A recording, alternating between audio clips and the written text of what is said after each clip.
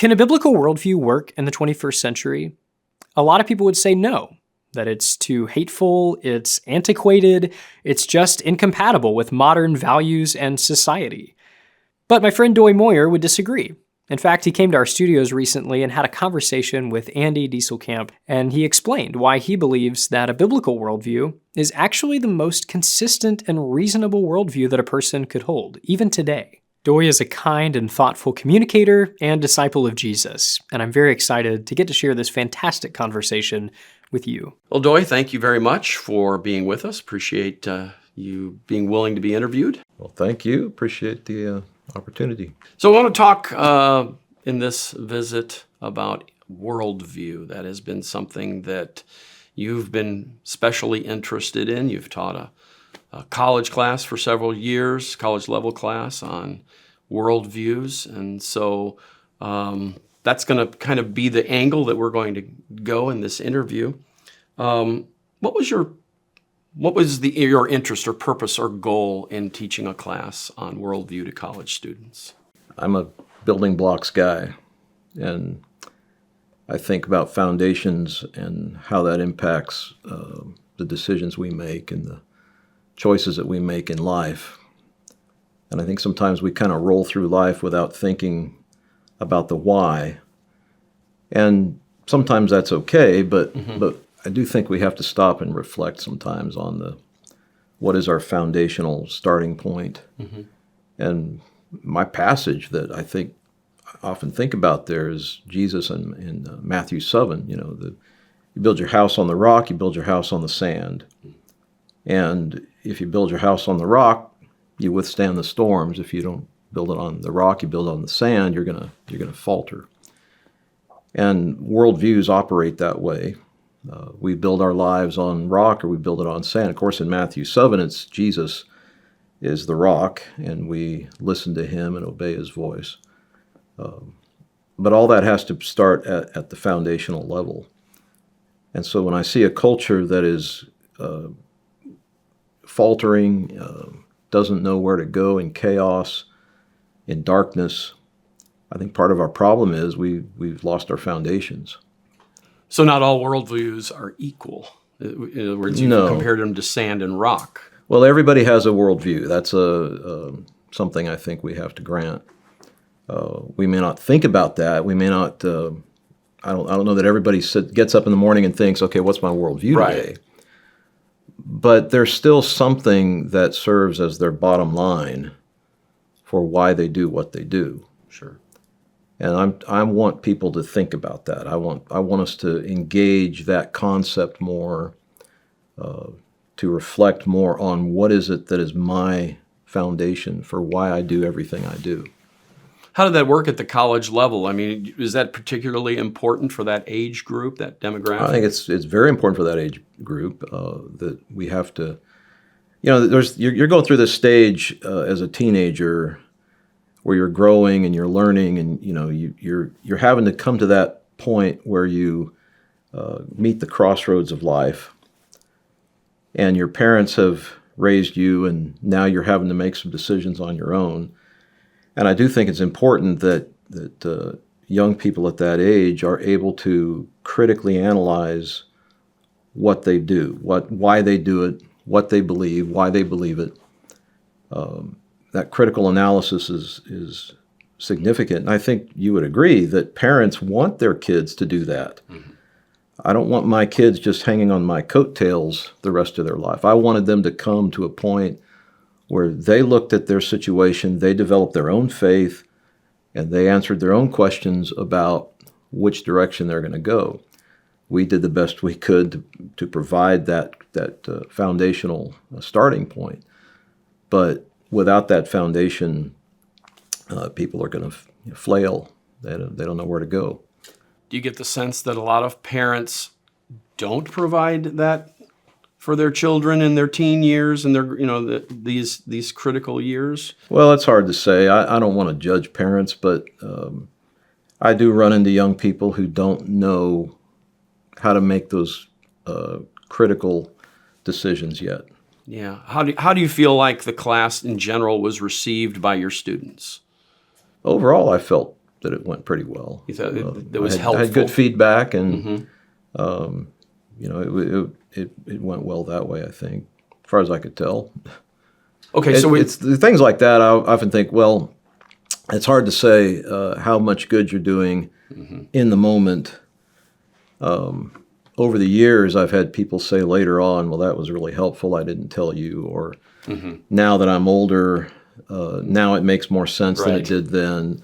So all I'm trying to do is, try to, well, I think about the language of Greg Koukl in his book, where he talks about putting a little pebble in somebody's shoe, Right. Get them to think about it, get them to reflect on it, and then later on they might come back to it and say, okay, now this actually makes sense. So you've been talking about laying a foundation, this being foundational. So let's just get to the foundation of what we mean by worldview. How would you define this word, worldview? I see it as an interconnected web of beliefs, kind of a system of beliefs that makes sense of what we know, okay, and reflect what we think about the good, the true, and the beautiful. Everybody wants what's true, I hope. Everybody wants what's good. And there's something about beauty that we're obviously attracted to in this world. So what's our standard for understanding that? How do we approach the true, the good, the beautiful? And so we take this kind of this web of interconnected beliefs and we make sense of reality. And that's really what a worldview is about. And everybody's going to do that in some way or another.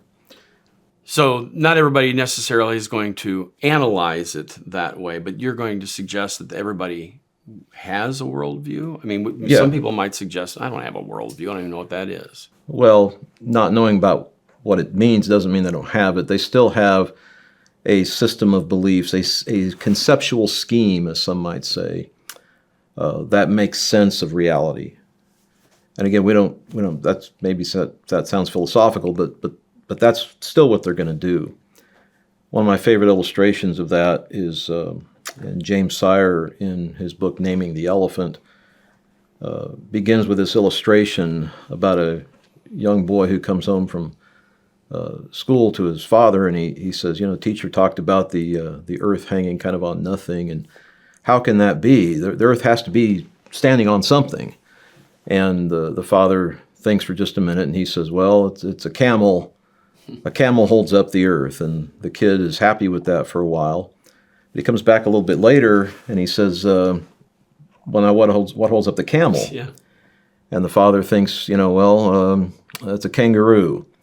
And so a kangaroo holds up the camel that holds up the earth, and the boy goes away, but he comes back sooner this time, and he says, what holds up the kangaroo? Right. And the father knows he's in trouble now. So he thinks of the biggest animal he can think of, and he says, it's an elephant. An elephant holds up the kangaroo, that holds up the camel, that holds up the earth, and the little boy immediately shoots back, but what holds up the elephant? Now the father really is in trouble, and so he just says it's an elephant all the way down. And that kind of defines what our worldview is. It's what goes all the way down. Okay. What is it that you can't pull back any further from? It's the absolute, bottom line bedrock of the foundation of everything that you would believe. And so when you keep asking that question, what is it? What is it? Why? And you peel that back, those layers back far enough, you're going to reach a bedrock of something that you think is the absolute beginning point, the starting point for everything else that you believe.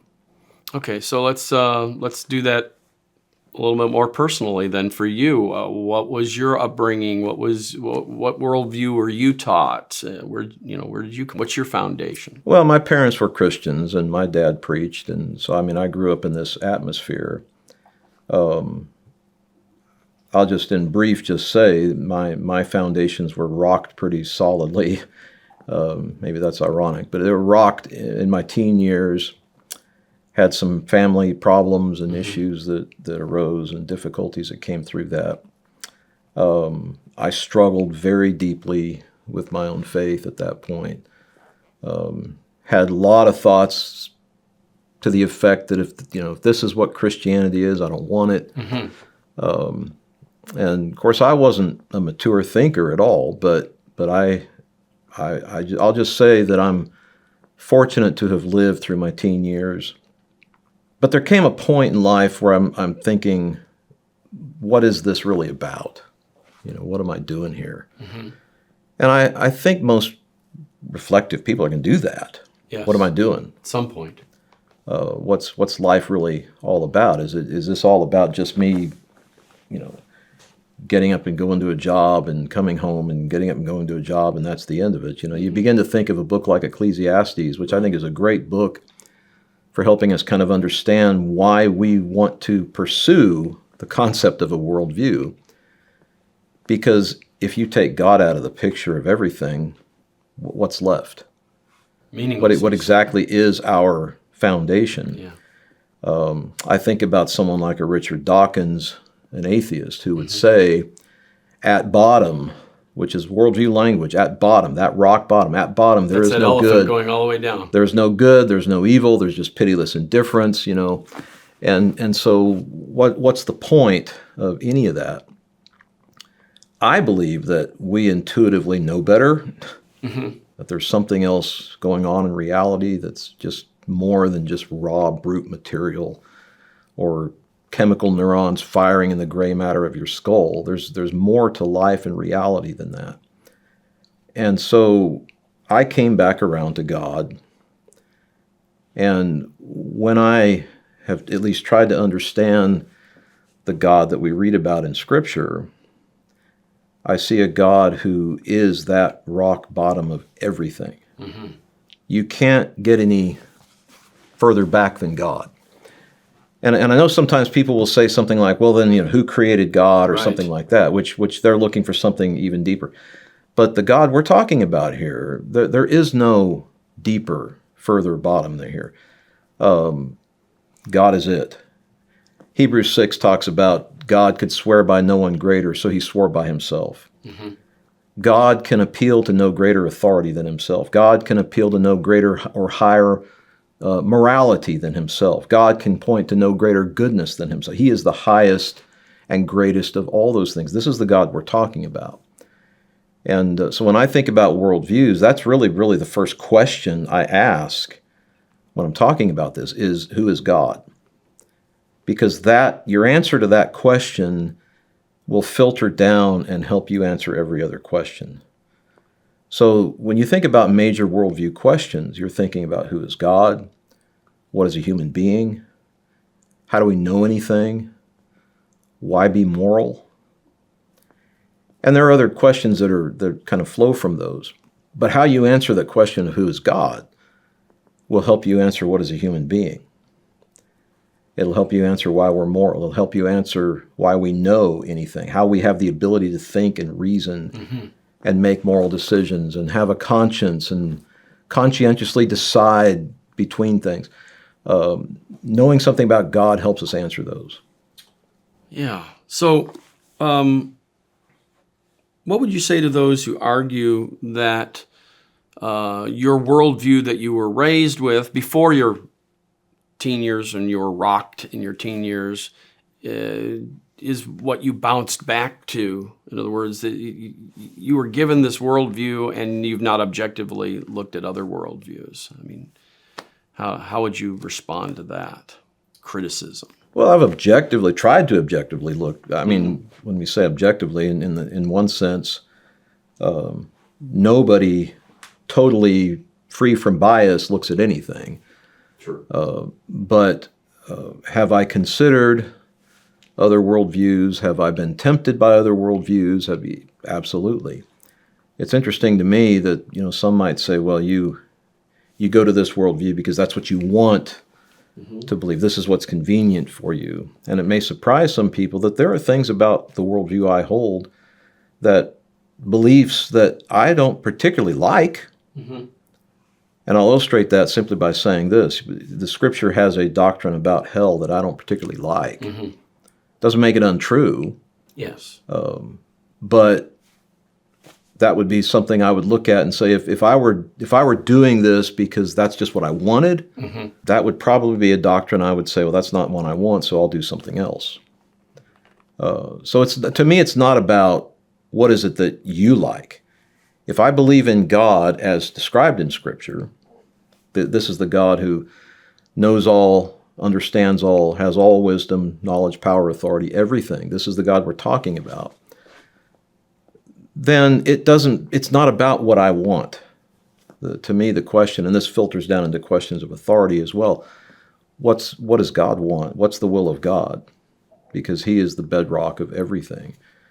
And so that says something about my purpose.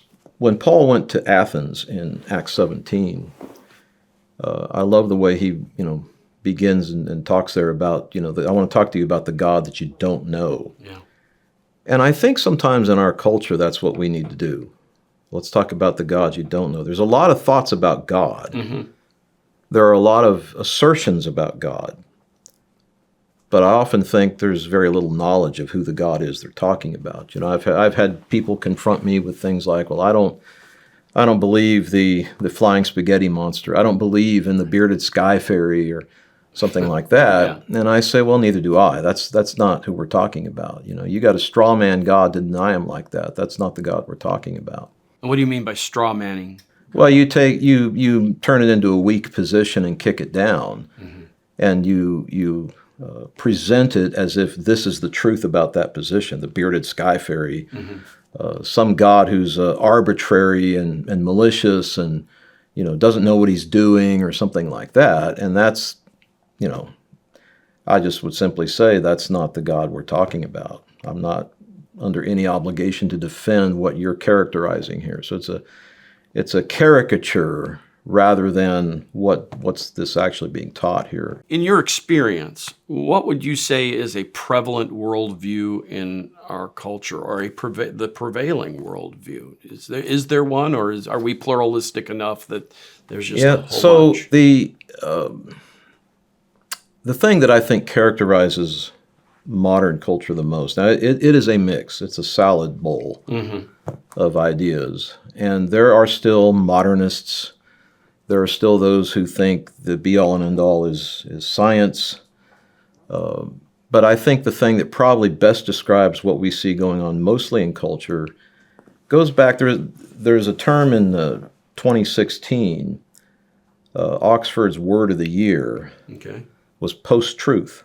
And they were saying this is kind of an apt description of our culture, whether you're talking about politically, morally, whatever it may be. And what do you think? We are in an era where truth, there really is no objective truth. We're past looking for that. That's what post-truth means. We're beyond truth. We're beyond that truth. And so it's really kind of another way of saying postmodernism, where truth is not objective. Truth is something you create from within. And so it is far more feelings-based rather than objectively determined. Okay, so you've used two terms there that maybe a lot of people don't know what that means. So modernism, you used modernism and then you used postmodernism. So how would you... Well, modernism kind of describes that Enlightenment period where there was a lot of emphasis on science, the scientific method. And modernists will still believe there is truth to be discovered. Okay. And it can be discovered scientifically. That's more of that type of an approach. The postmodernist just says there is no truth to be discovered. It's within you, and you just have to create your own reality. And so a modernist would not be comfortable with the postmodern thinking. Yeah, the postmodernist would still critique the modernist. Okay. The postmodernist is very much kind of language oriented. You're trapped within your own language, and but a modernist is limiting himself to the scientific method, right. to determine reality and truth. Right. Whereas a postmodernist is turning it would inward. Critique that and say that's not how truth can be discovered, because the truth is malleable, truth is flexible. So those would both be examples of worldviews. Yes. And you would say that modernism was prevailing for a period of time, and now it's more of a postmodern Yeah, kind of. I think so. And that I think when you look at what people defend and talk about today, the things are very feelings based, right? It's you got to do what you feel is right. But you would say that feelings are legitimate. Well, we have feelings. The question is whether feelings ought to be the leader or the follower of truth. Do feelings get to determine what's true? Or should I discover what's true and let my feelings follow naturally to that? And religion, I think, serves as a good starting point for that, because postmodernist is not going to say necessarily that religion is bad. They're just going to say you do what you feel like, and so you can still be religious. But now if you think you're the only one, that's a different issue, because you can't do that, because everybody's got to be able to kind of do their own thing. And so that's the pluralistic idea. Yeah, it's very pluralistic. Truth is relative, morality is relative. You decide for yourself. Yeah. And that kind of defines what our culture is today, I think. So what are the pros and cons of these worldviews? I mean, does modernism have a pro and a con, or is it all con? It is. Well, we would share some things in common with modernism. I don't deny science. I'm not going to say you can't discover truth by science. I would agree that truth is to be discovered. It's not to be manufactured from within. It's to be discovered without. And so truth exists whether I see it or not, whether I feel it or not. Right. Truth is still there. And I think typically with a modernist, we would agree with that reality, that there's a real truth that can be understood. And we need to learn to look at it and test it and see it and all of that. Where I think the typical modernist went wrong is to confine reality to what we can only see. And so the scientific method becomes the limiting factor of reality. If you can't see it, touch it, taste it, all that, then it must not be real. And so naturalism flows out of that way of thinking. And so naturalism becomes the limiting factor of reality. There's nothing outside the box of nature. And so that's where, of course, where we would say, wait a minute, there's what would be some examples of things that are real that cannot be subjected to the scientific method? Sure. I mean, there are things that we all accept as things that we ought to either shoot for, long for, have our goals in. We want justice, for example. But justice is not a thing. You can't put it in the laboratory and test it. You can't hold it in your hands and go through a series of tests to see, is this really just? Right.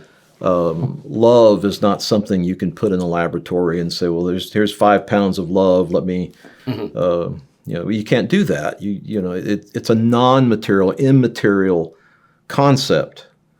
And so when we think about things like compassion, mercy, justice, love, truth itself, these are immaterial ideas that you can't test by a scientific method. Right. That's not to negate what science can do within its realm. Yes. But it has a limited realm, and it can't determine all truth. Truth is something that goes beyond that. What would you say, what would you guess that the atheist or agnostic that has this modernist worldview would say to that observation about the reality of things like love and mercy and justice? Well, what I have read and seen from them, at least in my experience, has been that they will basically admit that those things are not real. Those are the way that I've read, for example, about morality, that morality is an illusion that came about like through Darwinism, and it's like something that has any physical property that we grew in order to survive. Our brains evolved not to discover truth, but to survive. And so our ability to think and reason and all of that is a product of the evolutionary process that allows us to survive, but it doesn't guarantee these other things. And so I that's what I've seen them talk about. So Sam Harris, in his book on free will, says that free will is an illusion. Michael Ruse wrote that morality is illusory. There's no being or meaning or reality beyond the here and the now, and it evolved like anything else. So these things evolved to help us survive. Wow. So free will is an illusion, which would suggest then that everything that we're doing is just the result of what? In other words, if I'm not making billions choices, of things prior to this, Yeah. It just it's just what it's naturally just what comes occurs. about, and you can't. Jerry Coyne wrote that. You didn't make the decision to get up today and eat pancakes. These are the products of all this time and over things that happened that lead us to this point. So again, Harris would say free will was an illusion. And he went on to say that the choices we make matter, but you can't choose what you choose. That's amazing. So what would you say there are pros or cons to? Well, let's just talk about pros to the postmodern way of thinking versus the modernism we've been talking about. Well, I would say the one thing that postmodernism has reminded us of is the fact that we do share biases and we have presuppositions that we need to be honest about. I don't come to this out of a vacuum. Right. There's a history to my life, and I can't say that my parents didn't influence me to believe in God. Right. But I think everybody has to grant those things because everybody's got a history, everybody's got a past. So I have presuppositions that I bring to the table, and so do you, and so does everybody else.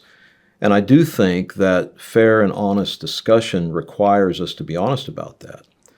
I have actually had discussions with people where they'll say, "Well, I don't have any biases," as if I can come to the table absolutely blank slate about something, and that's just not fair. Everybody does, and I think I would say if there's one thing I could say postmodernism has helped us with, it's that realization. Now, what you bring to the table is another thing, but that you bring something to the table is, I think, very important to acknowledge. Yeah, so we can't just say that everything that everybody brings to the table is of equal value as far as relative to truth, for example. Yeah. But then they'll say that truth is relative. So, there is no objective truth. And the problem that you get into with any of this is that once you start down that path, if somebody were to say to me, for example, well, there's no truth, I would just ask, is that true? I mean, it's a self-defeating situation. It's like, again, somebody saying, well, you shouldn't push your morals on me. Well, did you just tell me what not to do? Exactly. You can't escape that. So those types of things, I think, have to be kind of rooted out, surface level, logically fallacious. Yeah. And recognize that, look, let's have a substantive discussion now about that. Yeah, you said that's self-defeating. Well, what is it that seems to be almost like then an axiomatic thing. What do we mean by this being, what makes something self-defeating, I guess is what I'm... Well, if you make a statement that if you apply that statement to itself, to that very statement, Right. and it fails, Right. that would be self-defeating. Right. There is no truth. Apply that statement to that statement. Yeah. And it fails. And so because if it's true, then it's false. And if it's false, then it's false. So either way. When we see that, when we make that observation and we say, okay, that doesn't make any sense, what does that teach us? What do we do with that reality that, that doesn't make any sense? That I think one of the things that worldviews ought to try to do is be consistent. That there needs to be a logical consistency, even if you're just talking about within itself.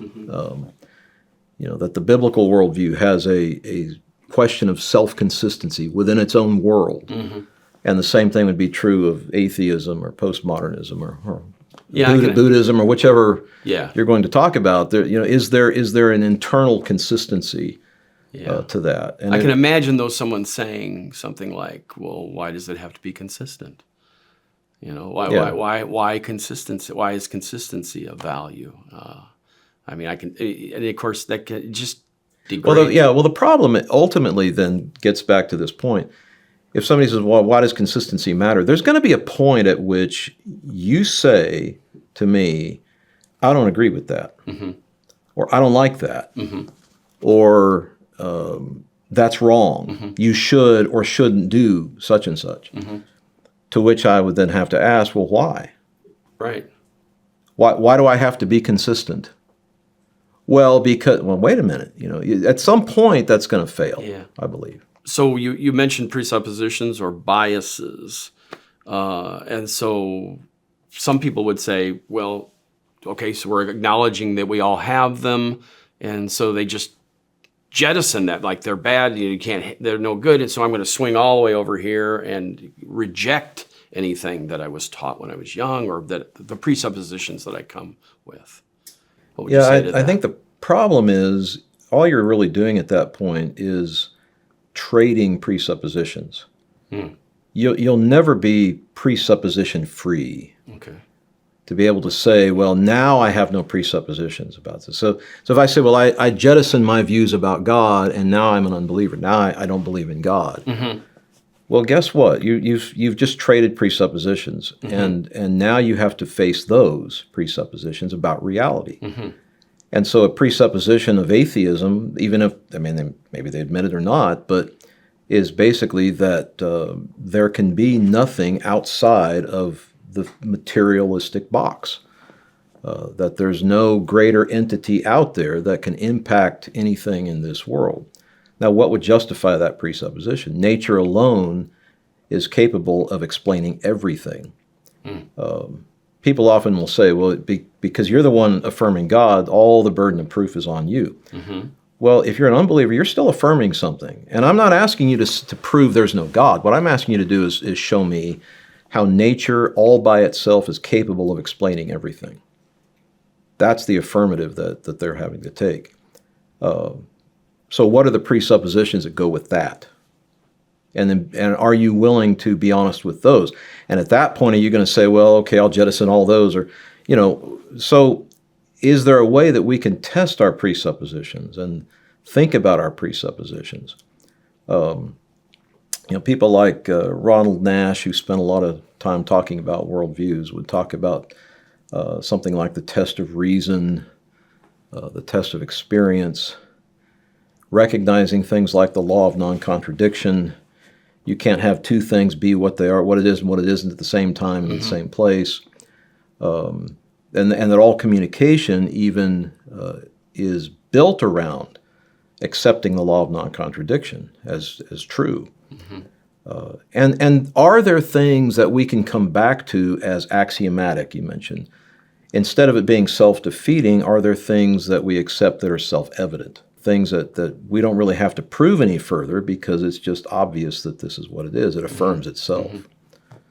And the way I would test something like that is if somebody tried to deny something and they appeal to the very thing they're denying, then that would show that it's really a self-evident thing.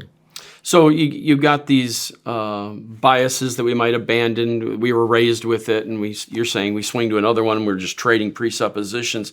What if someone just said, I'm agnostic about all of these things. I'm agnostic about presuppositions. I'm just somewhere right here in the middle. I'm not going to follow the pendulum. So your presupposition is that we can't know anything. Is what that would be. Yeah. You have to assume that knowledge is not really possible. Yeah. And you think but how do you know that? Yeah. So I think so you're saying that wouldn't really be ultimately a comfortable position either. No, I can't see how that would fit, because again, are you really going to be agnostic about everything? Yeah. Is that the standard you're going to do? I can't know anything, and so what about morality? Yeah. Is it okay to torture babies? Would your worldview? Well, no. Why not? What worldview? Yeah. Looks at that and says that's okay. Yeah. At some point, you're gonna draw a line, and that's the thing about morals, right? I mean, everybody has a line. Yes. Everybody has a place where they say you can't go back further in this. What is it and why? What's that standard? Yeah, yeah.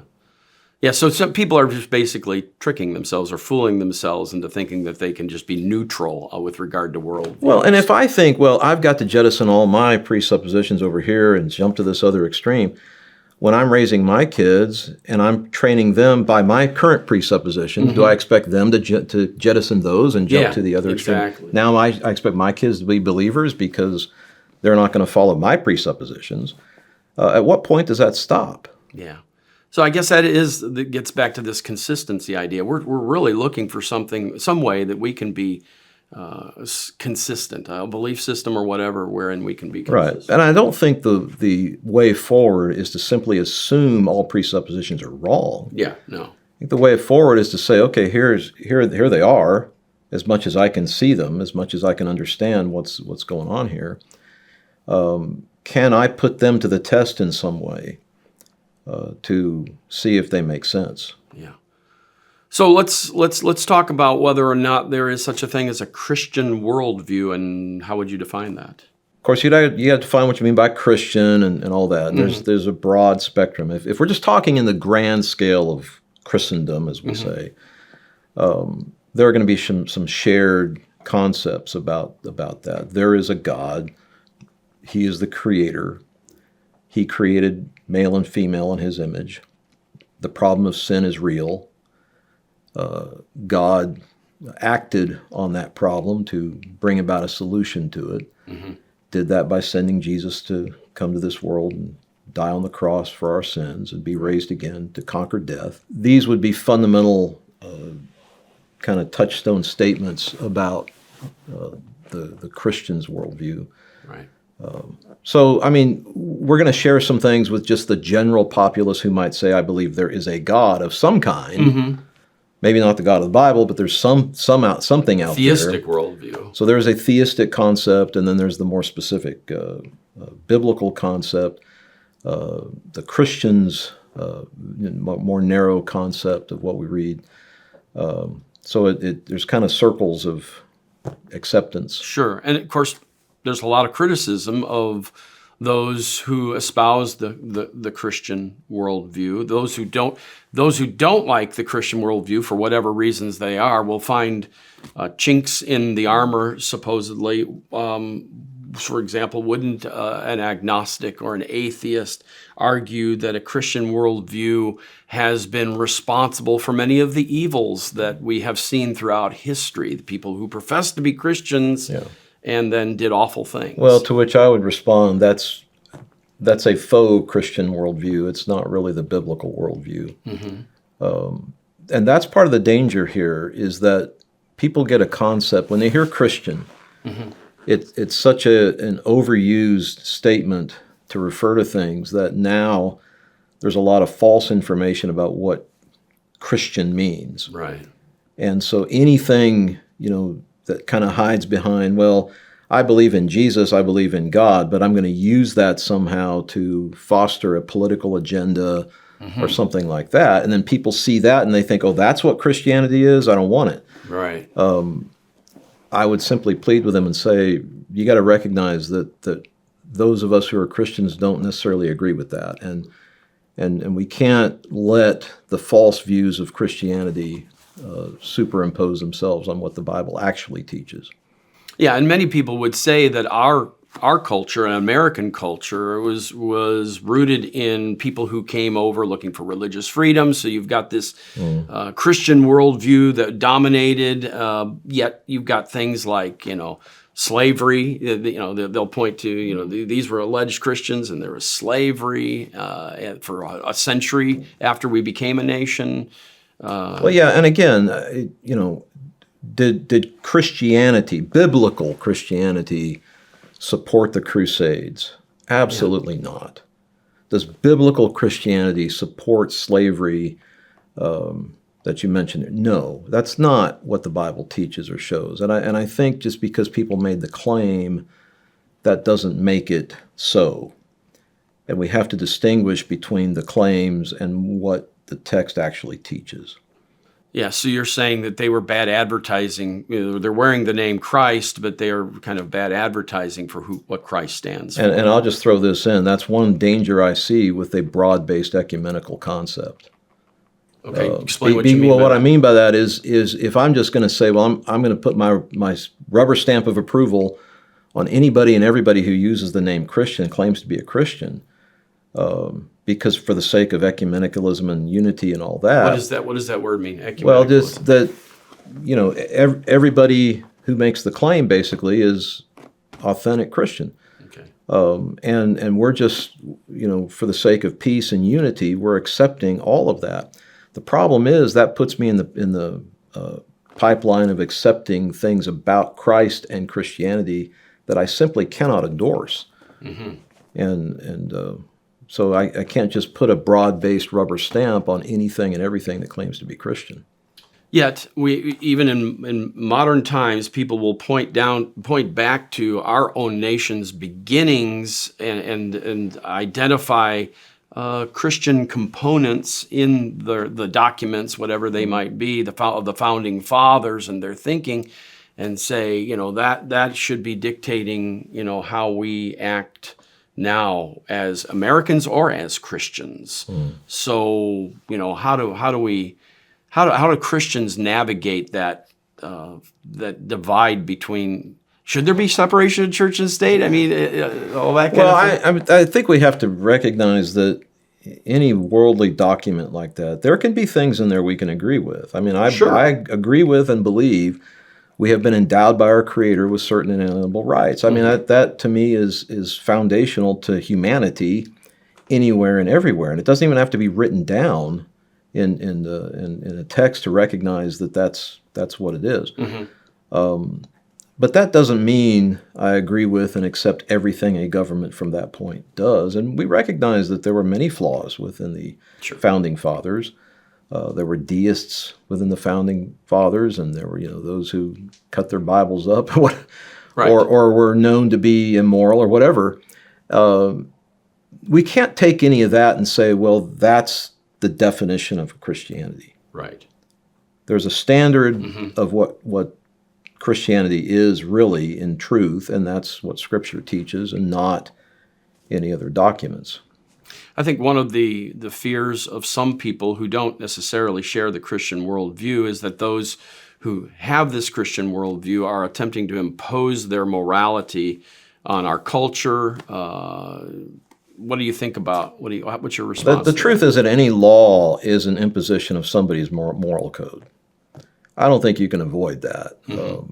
And because anytime you make a law and say, well, this is something you should not do in our culture, somebody's code is going to be at stake here. Yeah. I think about the difference between, and this kind of goes to talking about what law is involved here. You get natural law, and I'm not talking science now. I'm talking just kind of what the concept of the law above the law. Okay. That there is a law that we follow. We recognize in our culture, for example, that murder is wrong. Okay. There's a law against that. Mm-hmm. But the point is that even above that, beyond what we have encoded in our law, is a law above that should recognize that murder is always wrong. Anywhere, everywhere, murder is wrong. And that code comes not from a government, but beyond that. And the question is, what's the beyond that? Is that God or something else? So you got natural law, the law above the law, and then you've got what might be called positive law.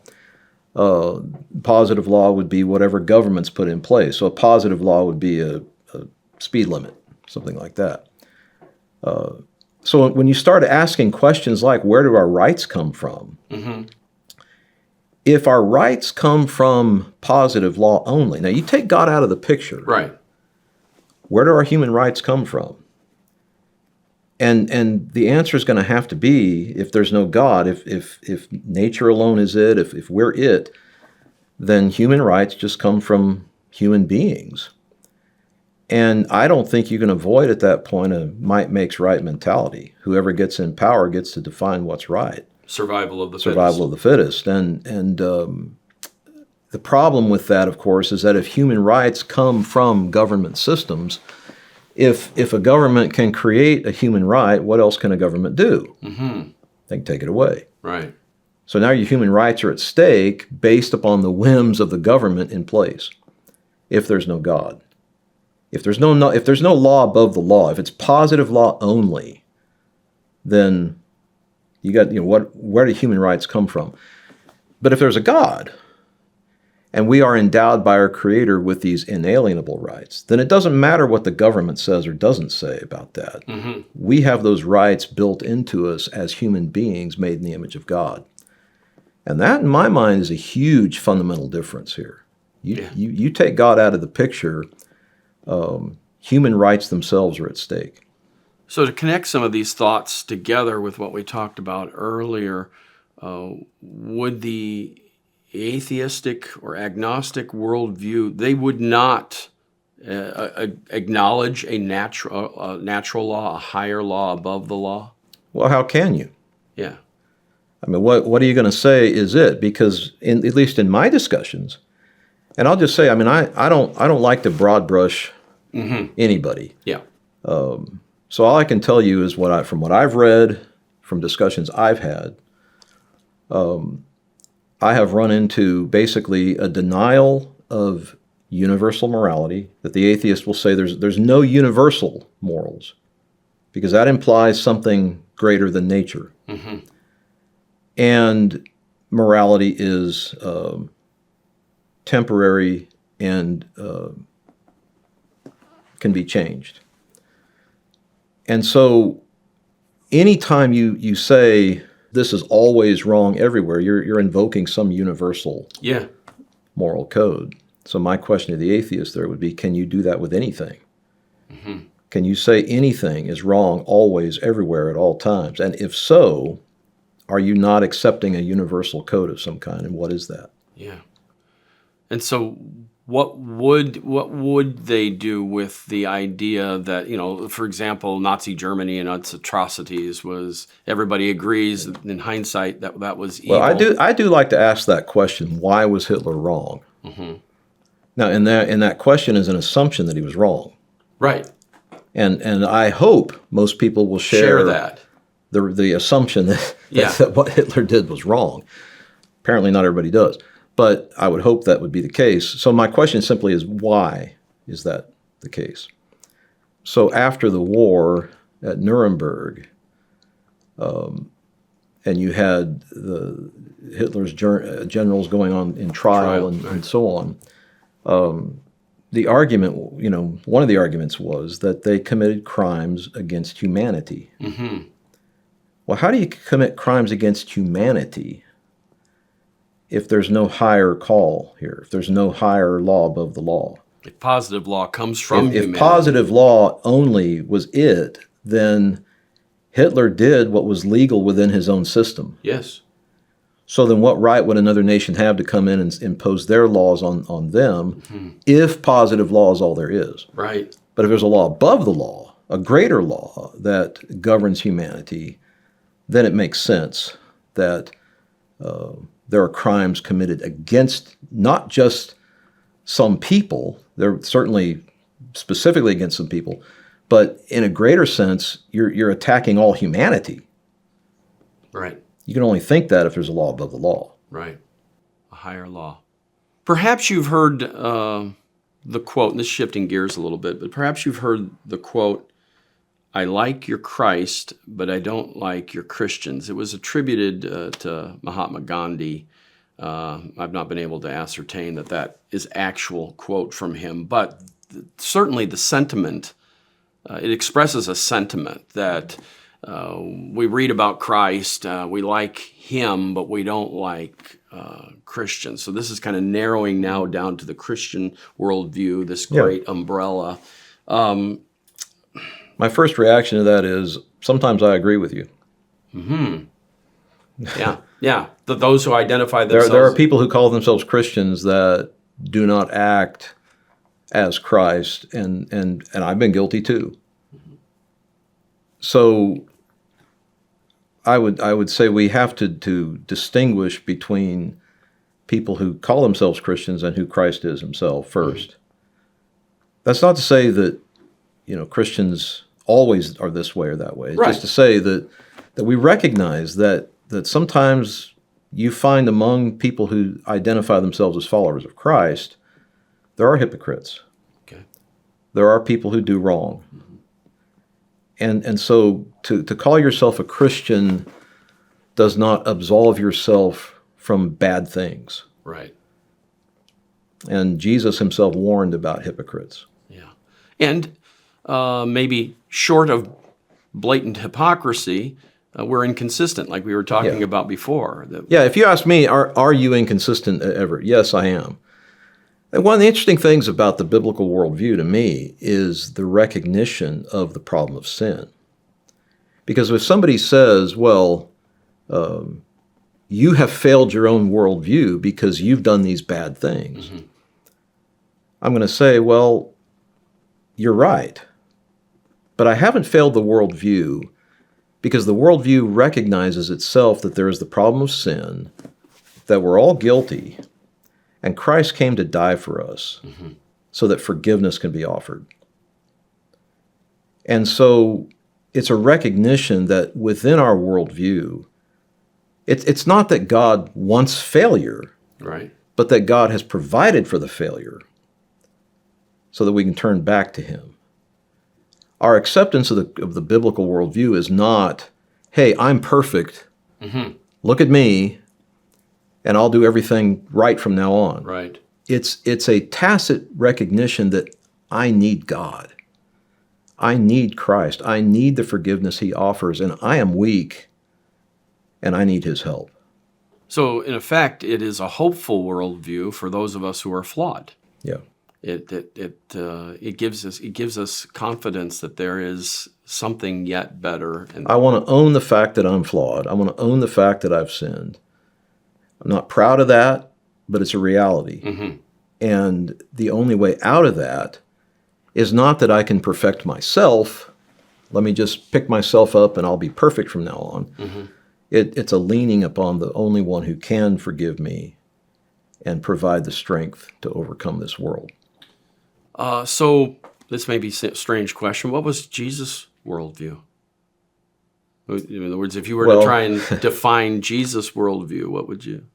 Well, of course, the thing I think about there is to think about who Jesus is. There is a worldview, I suppose you could say, that superimposes or is rather greater than anything else, because he has a view of reality that I don't have. Yeah.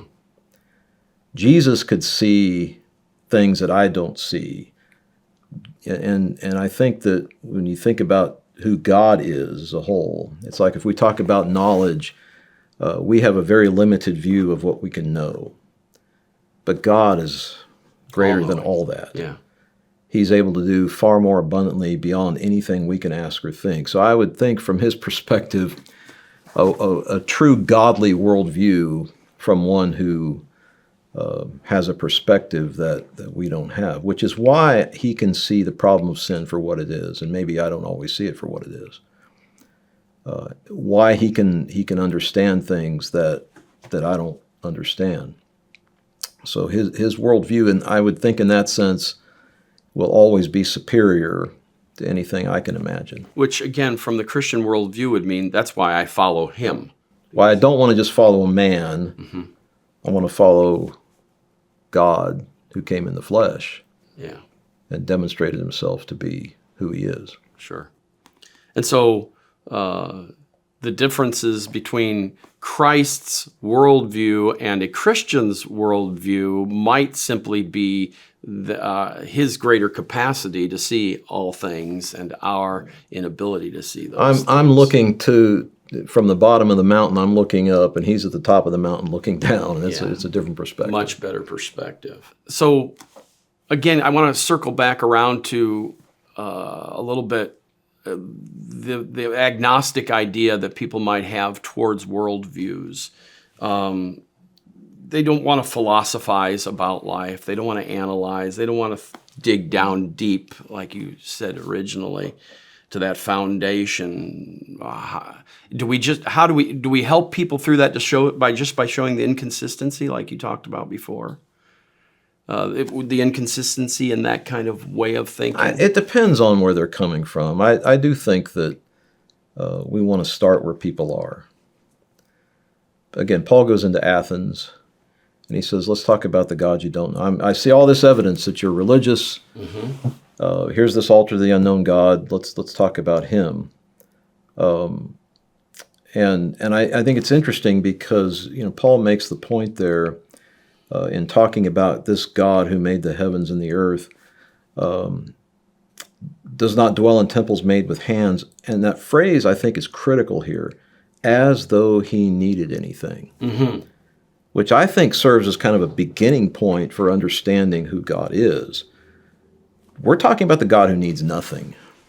He doesn't need any more wisdom, knowledge, or understanding. He doesn't need any more power. He doesn't need anything from us. There's nothing we can give him that's going to make him better, greater, superior, or anything like that. This is the God that we're talking about. Well, my point is, if you're in Athens, among the philosophers, the Stoics and the Epicureans and all that this is not your concept of God. And so Paul is addressing something specific to them.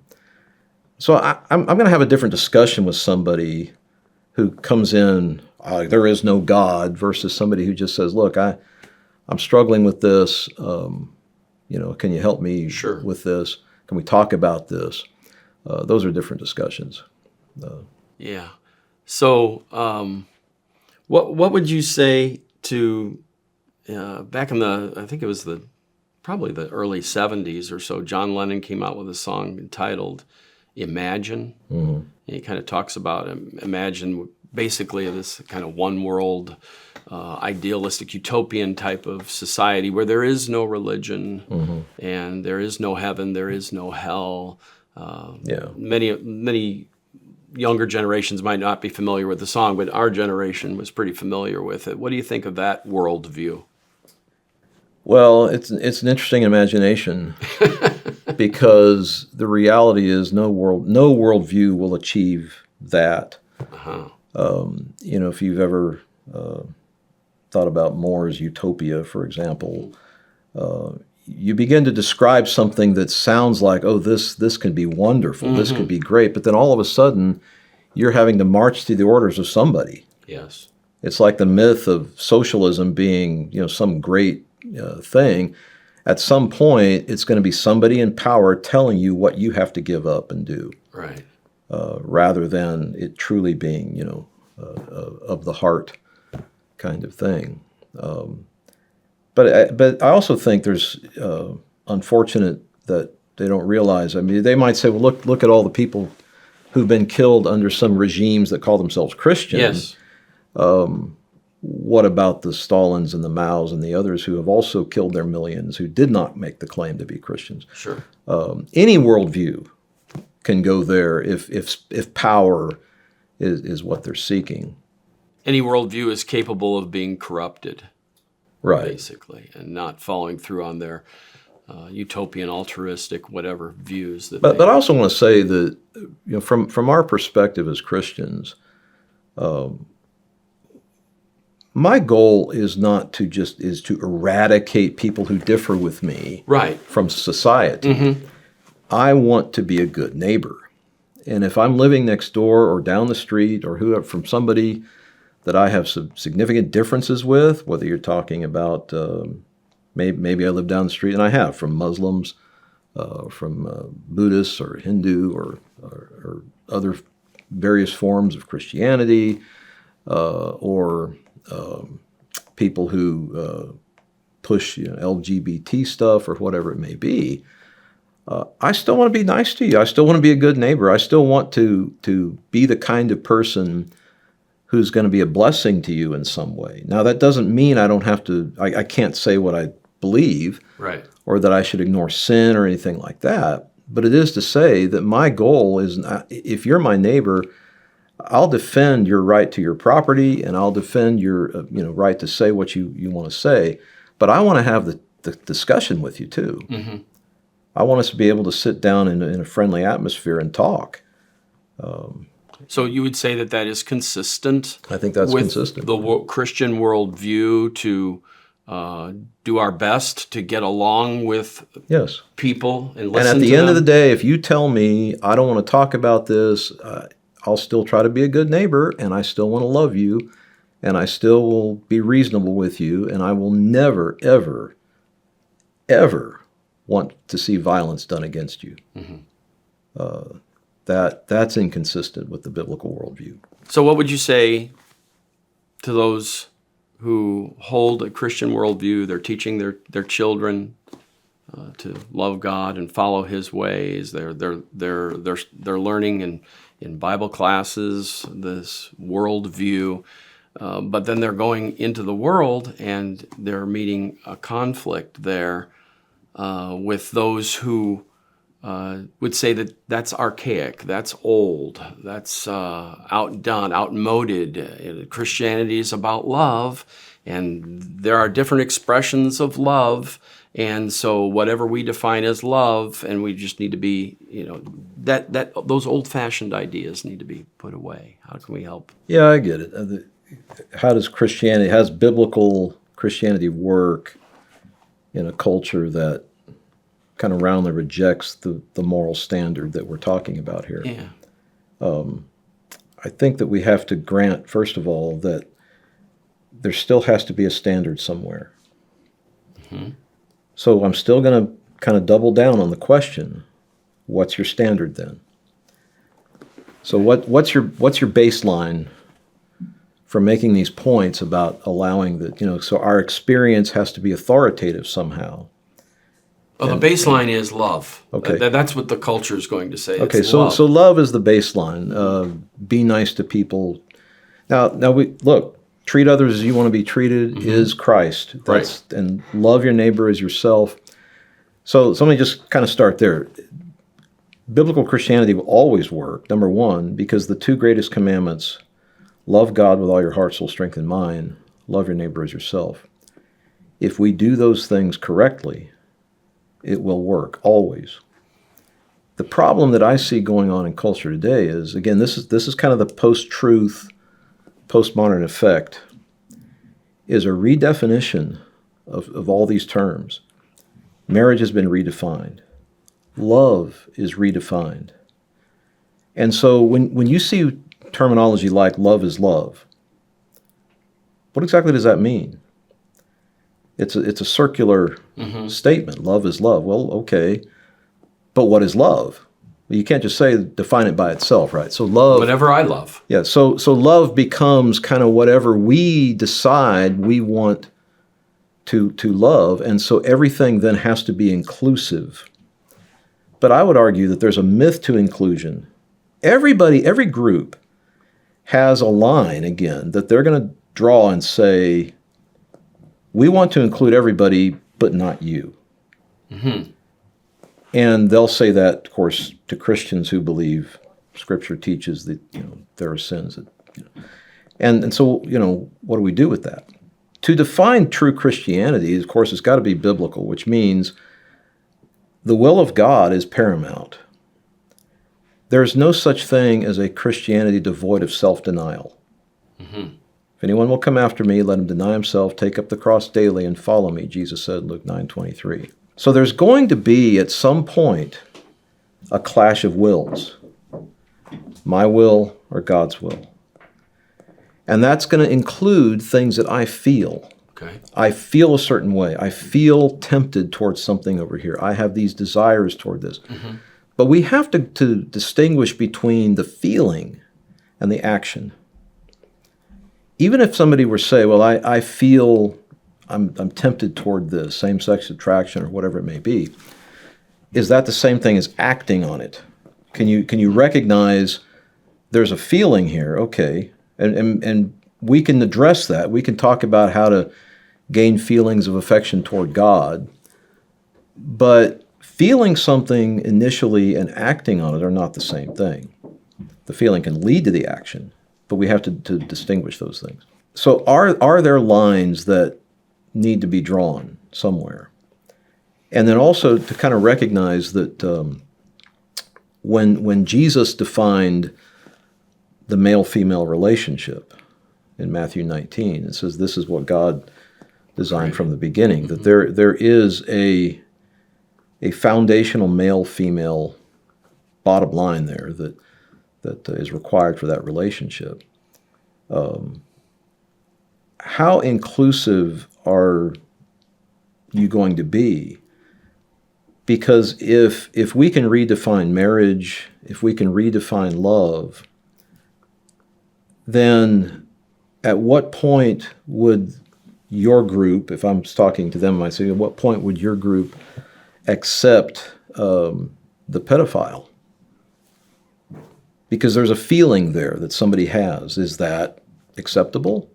Of course, some people will bristle at that. They'll just Sure. say that is completely unfair that you would compare my love for another man or my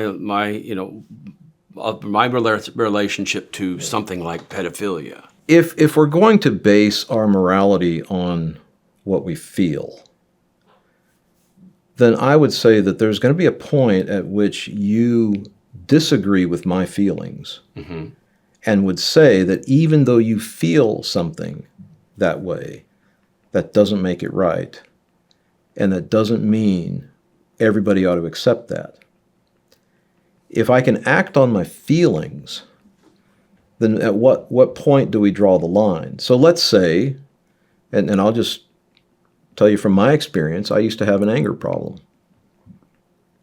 I had turbulent teenage years, had a lot of anger, a lot of angst, and didn't always express that in the greatest of ways. Right. If I were to say, you have to accept my feelings of anger, would you say that entitles me to act out on that anger any way I want to?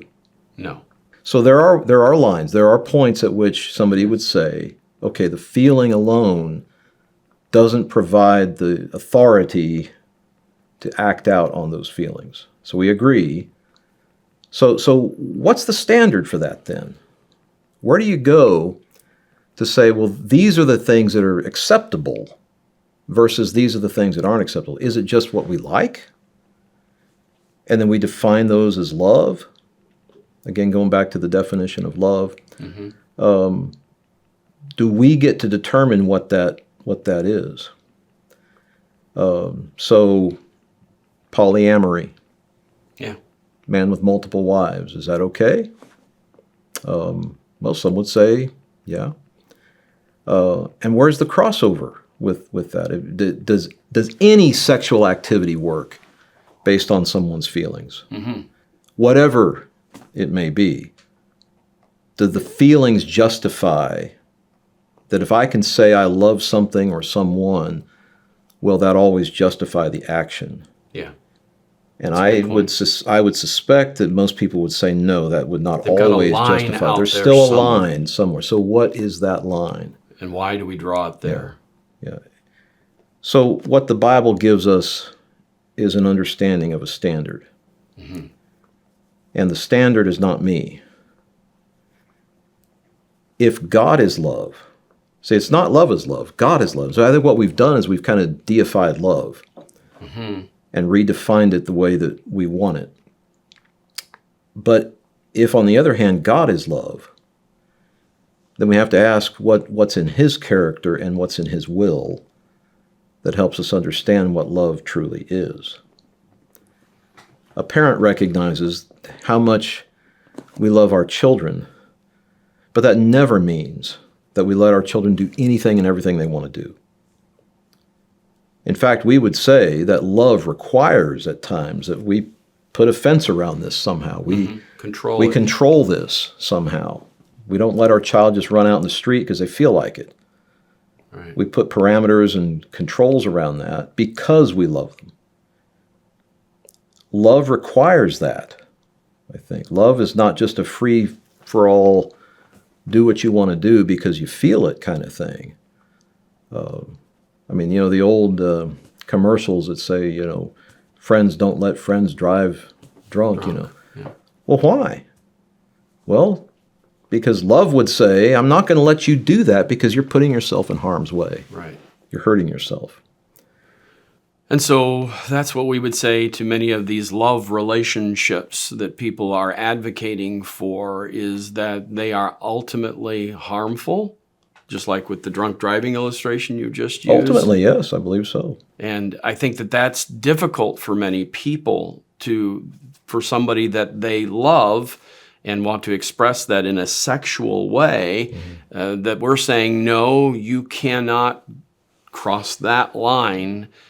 In this case, you've got to control that. And I think that's what's being resisted in the present culture. But I think if we can establish that love, compassion does not require that I affirm everything that you're doing. Mm-hmm.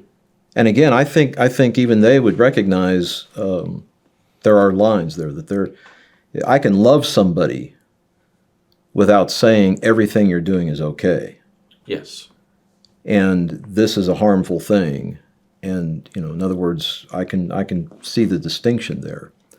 So love doesn't mean unfettered affirmation of everything a person feels. Right.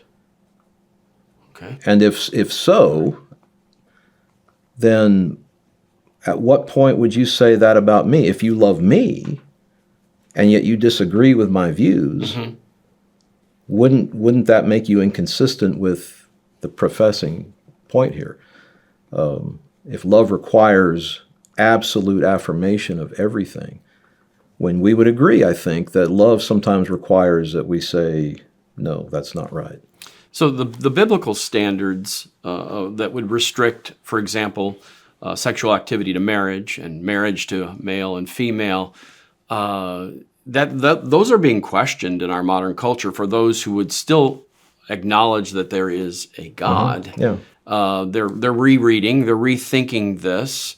What are your thoughts about that revisiting that whole idea that we put these limits here on love, and we want to expand those limits? Well, here would be my basic point, is that if Jesus is Lord, if Jesus is King, the issue is always, what does he want?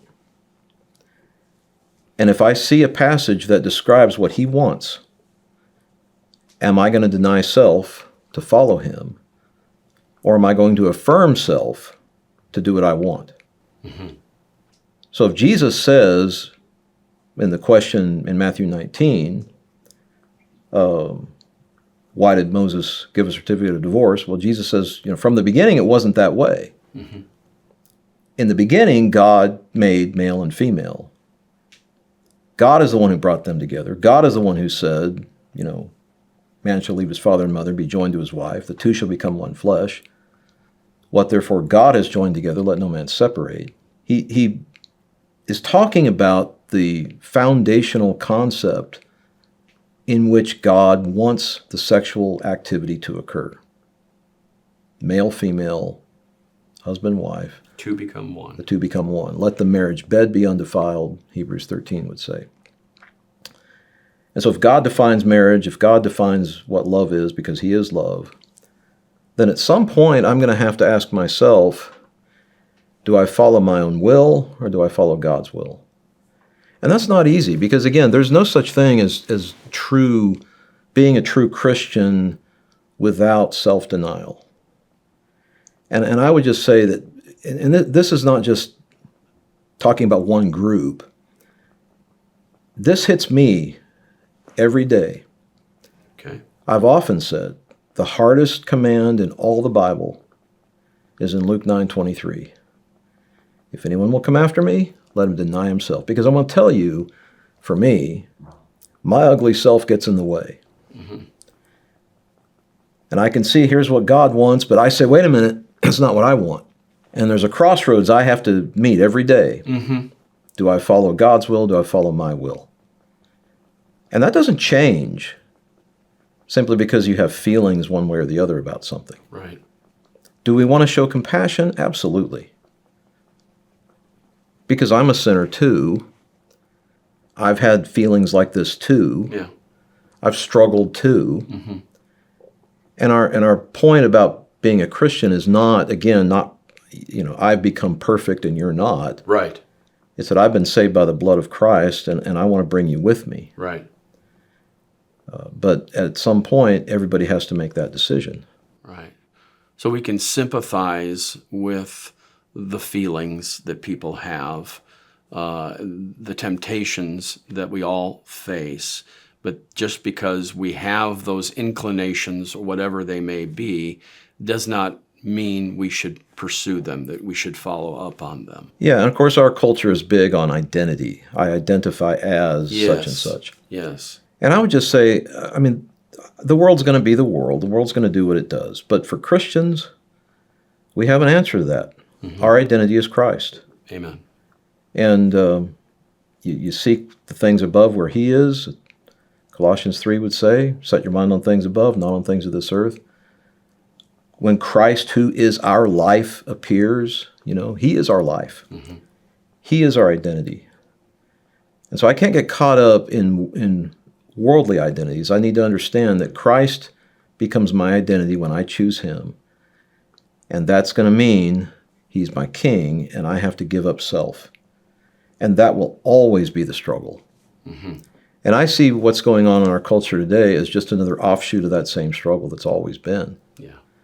And when you go back to the Garden of Eden, and the serpent says, God knows in the day you eat of this, you'll be like God, knowing good and evil. I would paraphrase that simply to say, you don't need God telling you what to do. You can decide for yourself what's right and wrong. Right. You can become your own God. That has always been sin. That's always been the nature of sin. And that's always been the nature of the struggle that all of us go through. Yeah. I have to decide, am I God or is God God? Yeah. Do I get to dethrone God, take him off the throne, set myself on his throne, and take that glory for myself?